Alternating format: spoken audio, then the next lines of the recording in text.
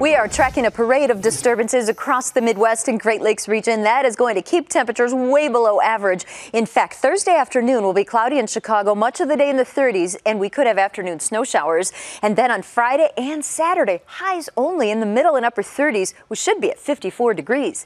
In New York, we'll see 48 with sunshine, but then as we get the weekend rolling, little rain, little snow, 60 for the high Friday, and we drop to 41 for a high temperature after that. In Atlanta, we will see 66 degrees, full sun, warming up a bit for Friday, but then here comes the rain Saturday, 63 for your afternoon. In Miami, it'll be warm and humid and maybe a little unsettled with a scattered storm threat tomorrow, even on Friday, a few isolated thunderstorms, but drying out Saturday with 85 and lots of sunshine.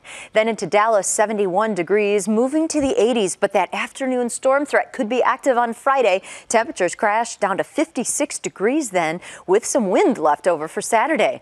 And in Denver, 65 degrees, a roller coaster of temperatures, then to the 40s, then back to the 60s with partly cloudy skies on Saturday. In Phoenix, hovering close to 90 across the board, lots of sunshine in the forecast. Los Angeles, 63 degrees, staying in the 60s, but I think as the weekend starts, we're going to have more clouds than sun.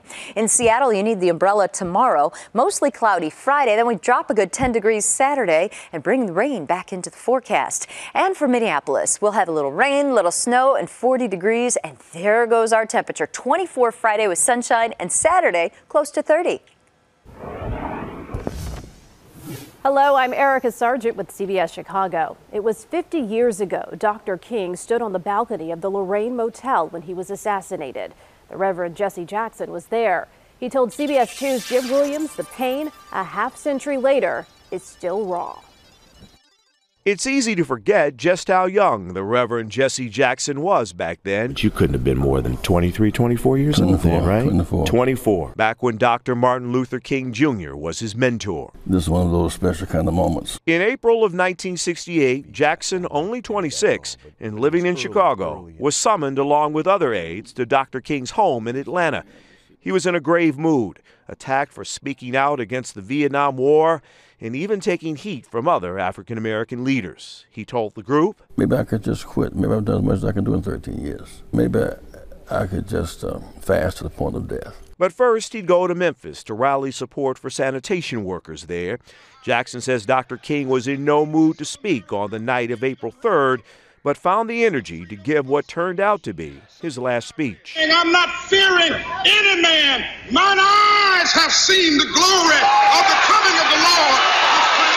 I saw ministers crying. And ministers and film directors don't cry very much. The next day, April 4th, at the Lorraine Motel, Dr. King teased Jackson about his casual attire before dinner. I said, Doc, the prerequisite for eating is an appetite, not a tie. He said, you're crazy. We laughed. Moments later, as Dr. King, Reverend Jackson, and others stood on the motel balcony. He raised it, pow!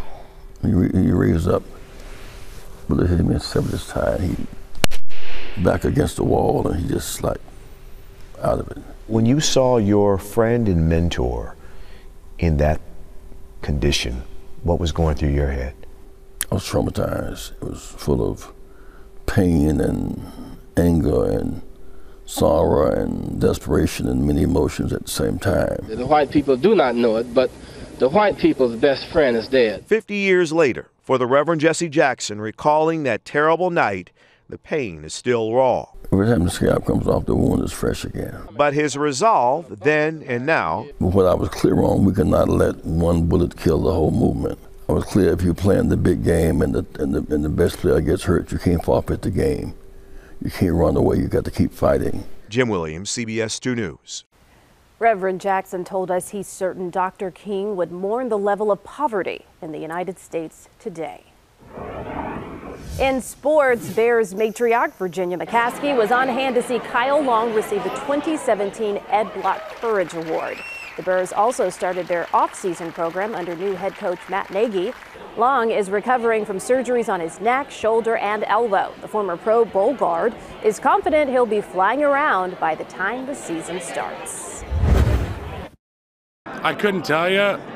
If it's up to me, I'd be full go right now. I feel as if I am. But there's certain things that are time sensitive that we have to follow a certain timeline with, the neck being one of them. And as you know, it's not something you want to take lightly. So we're going to take all the time we need, but there will be no limitations once the season rolls around. For the latest headlines, day or night, head to CBSChicago.com. I'm Irika Sargent. Have a great day.